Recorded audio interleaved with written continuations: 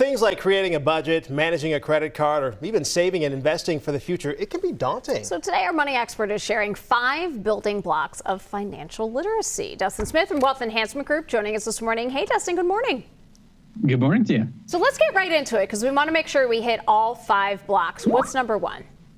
So number 1 is understanding your ability to earn income. Okay, so for most people, your ability to earn income is your largest financial asset. And the reason for that is, not only does it provide you money to pay things like rent and groceries, but also for most people who work for an employer, it gives you access to things like health insurance, a 401k. But what a lot of us forget, we also pay into things like Social Security and Medicare via our employer that we use later on in life. Mm-hmm. Number 2, I'm guessing you should probably be saving some of that money. Sure. So you are correct, AJ. So, it's just understanding the concept of paying yourself first. So by taking money out of every paycheck or what have you to set aside to allow that to compound over time really pays off. So, saving is definitely a big building block to be focusing on. Okay. Number 3.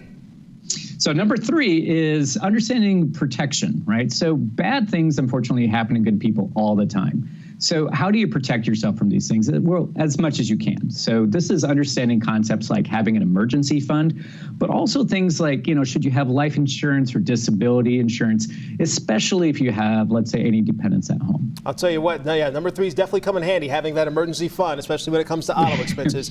Number 4.